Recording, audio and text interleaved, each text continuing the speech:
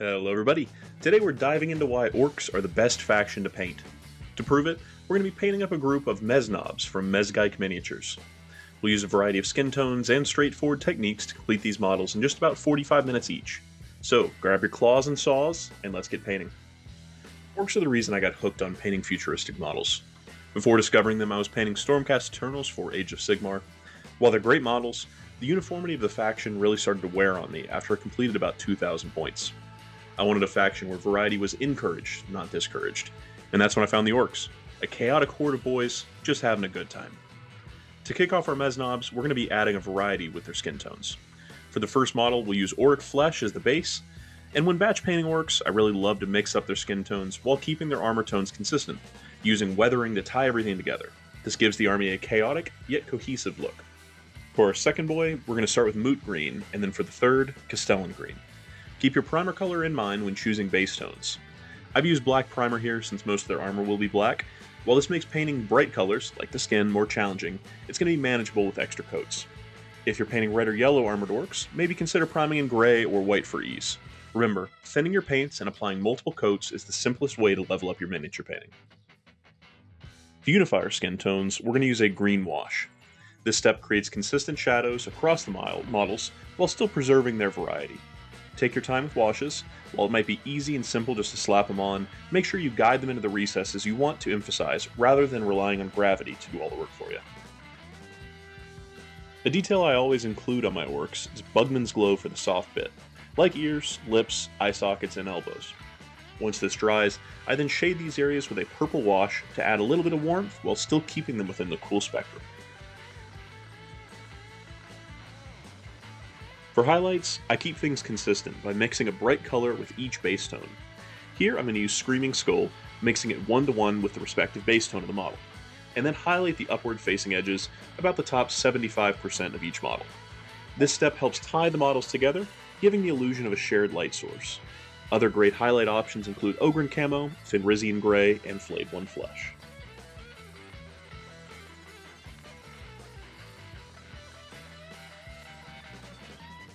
As always, when doing layering, just make sure you water down your paints just a little bit, about 1-to-1 or 1-to-2 with water, and then make sure to do even and consistent passes, making sure that each layer dries completely before moving on to the next. With this, you can go ahead and do 1 or 2 passes. I think I ended up doing 2 for the majority of these, and that'll give you nice consistent tones and shifts in color.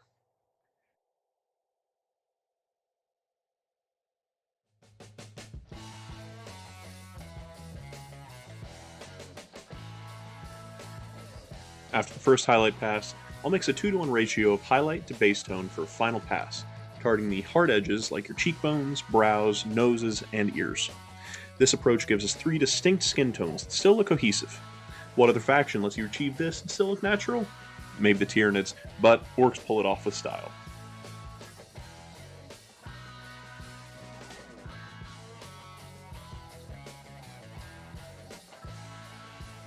Moving on to armor, this step is really quick, but it's also super impactful.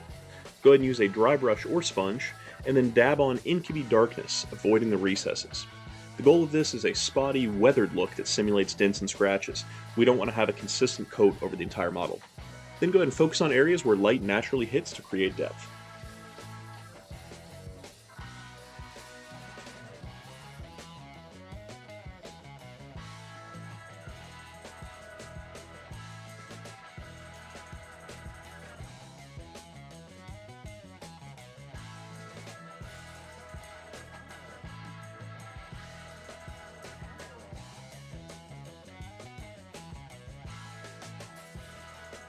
Now for my favorite part of Orks, freehand details.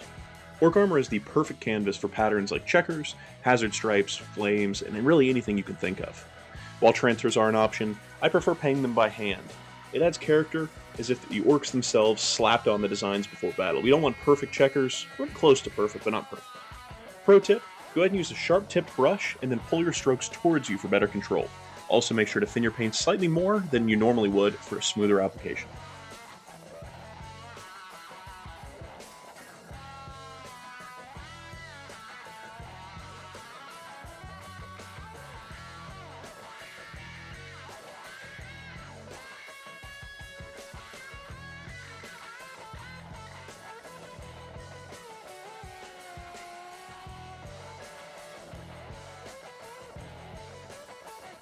So for our hazard stripes, I'll go ahead and give a quick tip for painting yellow. Base your surface in gray or white, and then apply a thin layer of cyan and yellow contrast paint over the top. This method ensures vibrant and smooth yellow tones without the hassle of having to layer up yellow after yellow.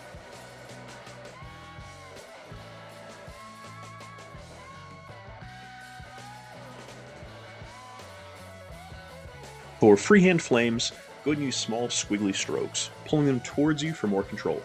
Once the base layer is down, reinforce the middle of each flame with a second pass, and then block out the base of the flames just for a little bit of added depth and texture.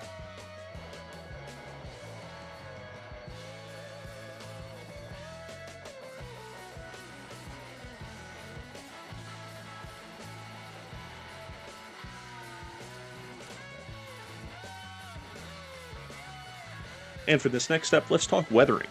Go ahead and use a beat up brush, and then apply Rhinox hide to the edges of the armor panels for a chipping effect. You can also dot it along some of the panels as well, just make it sure that it's a random pattern more than anything consistent. This is not only going to add to our realism, but also enhance the overall variety and definition of our model.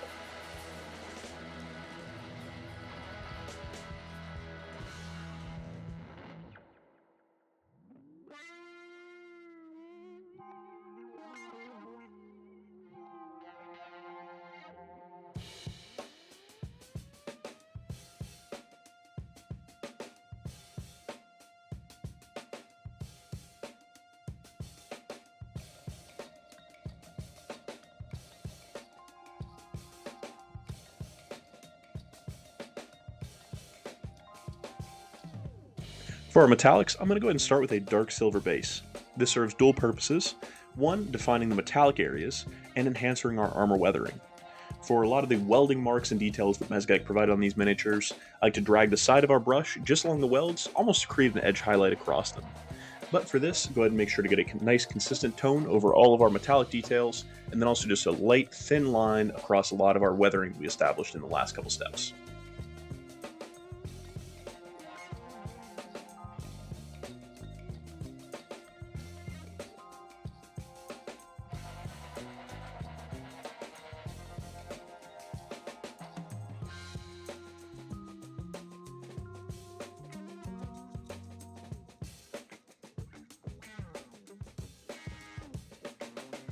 To add a pop of color, I'm going to be using Mephiston Red on small panels, cloaks, and the fin on one of the knob's heads.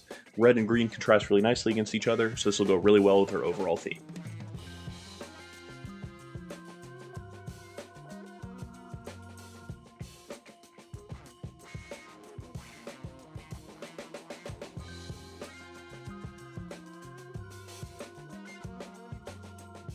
For more metallic variation, I'm going to base select areas in copper. This is going to add detail and visual interest without overwhelming the model. Just give a little subtle shift in tone to the actual other metallics that we've got already going.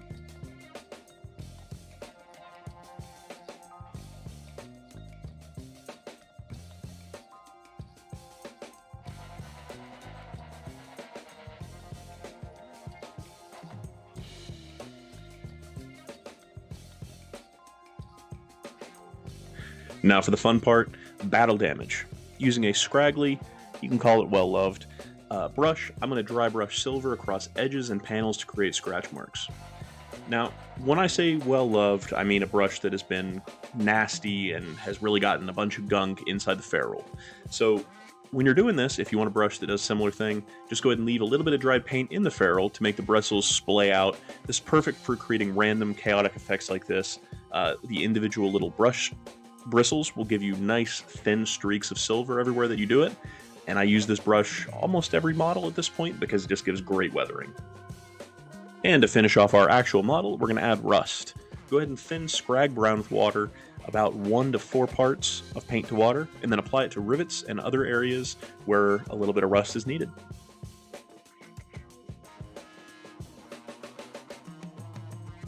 And for the bases, I like to keep things really straightforward.